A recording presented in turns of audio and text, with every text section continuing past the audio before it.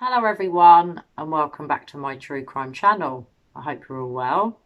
Today I want to talk about the numerous witness reports of people seeing Gabby and Brian arguing and fighting in the lead up to Gabby's death. The new witness report that we've been made aware of that a person made to the police saying that they'd seen Brian Laundrie on his own and tragically he wasn't with Gabby, which leads me to believe that by this point Gabby was already dead. So the witness report that we're all aware of surrounding Gabby and Brian was made by a man who witnessed a domestic incident between the van life couple, and he claimed that Gabby was asking him, "Why do you have to be so mean?" Now I find that really interesting. If you listen back to the body cam footage where the couple are pulled over at the side of the road, Gabby says that often she's mean to Brian. Clearly not. I'm pretty sure Brian was the one that was always mean, and because she was a victim of abuse, she was always apologising for the person that was abusing her. It was something that had become ingrained, I imagine, in her brain, that even though she wasn't in the wrong, she constantly had to apologise for Brian, which I find really, really sad. So not only did this person claim that they heard Gabby asking Brian not to be so mean to her, or why does he have to be so mean to me, he also said that he thought Brian may have been trying to leave without her. The witness, who only wanted to be named as Christopher, said he watched them argue over a phone in a statement that was filed on August the 12th, and added that something didn't seem right between the couple. Part of the statement said, from Christopher, "I wasn't sure how serious it was. It was hard to tell if they were sort of play fighting, but from my point of view, something definitely didn't seem right.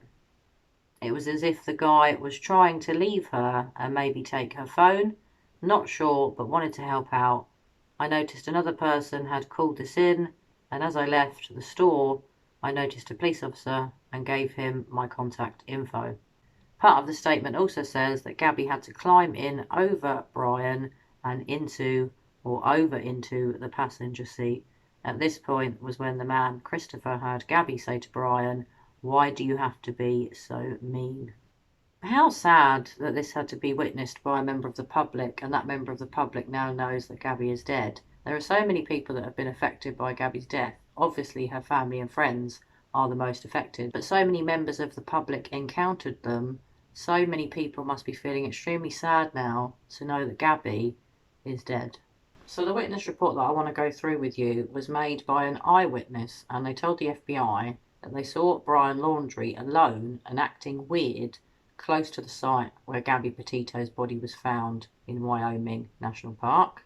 Her name was Jessica Schultz, and she told the San Francisco Chronicle she spotted the couple's white Ford Transit van in the Bridger-Teton National Forest several times in late August. It was only after she was sent a photo of Mr. Laundrie by a friend that she realised the significance of the sighting and reported it to law enforcement.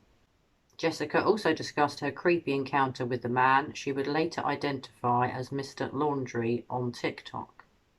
Recalling her first encounter, which she says was on August the 26th, she was driving behind a white Ford Transit van that had Florida plates. It was driving slowly down a very narrow road, and the driver didn't seem to know where he was going, according to Jessica. Then the van's driver partially pulled off the road, forcing Jessica to drive off the road to get around it, which is obviously quite weird, isn't it?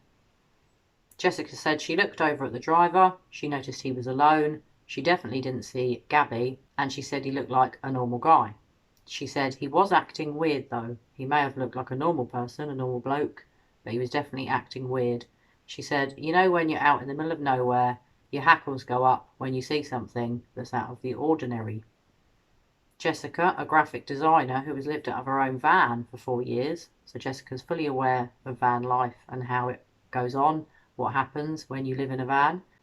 She said she paid close attention because she was curious about how other van lifers travelled. She said he seemed very awkward and confused, and it was just him. There was no Gabby. So Jessica said that she saw the van parked in the same place on the 27th and the 28th of August, which struck her as odd because it wasn't a designated camping area. She said she didn't see anyone in the van and there were no signs of a campsite being set up. A friend then sent Jessica the body cam footage of Gabby and Brian being pulled over by the police. She said she instantly recognised it as being the van that had passed her before. Her friend then texted her a picture of the hat on the dashboard, and then she lost her shit, according to Jessica. She must have seen that hat on the dashboard, which definitely means she saw Brian. But where was Gabby? I do believe by this point, I'm very sorry to say, that Gabby was deceased, and it gives you quite a good timeline as to when Brian potentially killed Gabby. Although a text message was sent from Gabby to her mum claiming that she couldn't get hold of her granddad, who she referred to by his first name, when normally she would always refer to him as something like Grandad. That raised huge red flags for Gabby's mother. I believe at this point Gabby is dead and Brian is posing as Gabby, sending text messages from her mobile. That's just my opinion, guys, but I really do believe that that was what happened there. I think that that text message was sent after these dates in August that Jessica sees Brian, but by the point that Jessica sees Brian, I do believe, sadly and tragically, that Gabby was already dead. So guys, have you heard these latest witness reports? There do seem to be quite a lot of people that have spotted Brian and Gabby before Gabby died. There have been quite a number of sightings of Brian since he's gone into hiding. I'm not going to say that he's missing because I believe he's in hiding. I don't want to say that he's missing because we don't have any sympathy for him, let's face it. He's in hiding. He's run away like a scared little boy. He can't face speaking out to the police. But what's really weird about that is when you watch Brian in the body cam footage, he can't speak enough. He seems to really enjoy talking to the police. He's had a good morning, even though Gabby's clearly had a terrible morning and even says so.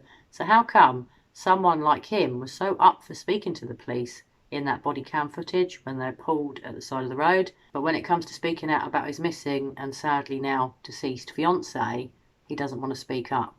Where is Brian Dirty Laundrie? Come on, Brian, speak up, tell the truth, and give Gabby the justice she deserves, and let her family have some sort of closure.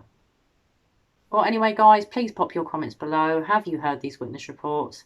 Do you think this could have been prevented? Personally, I do.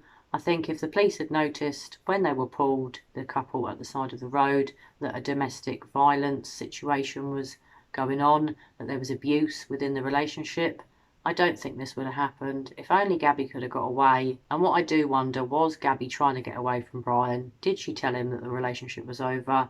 And is that why he snapped? Well, my thoughts and my heart are currently with Gabby Petito's family. I am really thinking of her parents and her siblings and all of her other family members and friends. This must be such a hard situation to be in. My heart goes out to you all. I really hope that justice is done for Gabby, and the sooner that Brian, the Dirty Laundrie, is found, the better. Well, anyway, guys, I hope you're all well. I hope you're taking care of one another. And as usual, I'm going to be back with you very soon for another true crime video. Bye for now.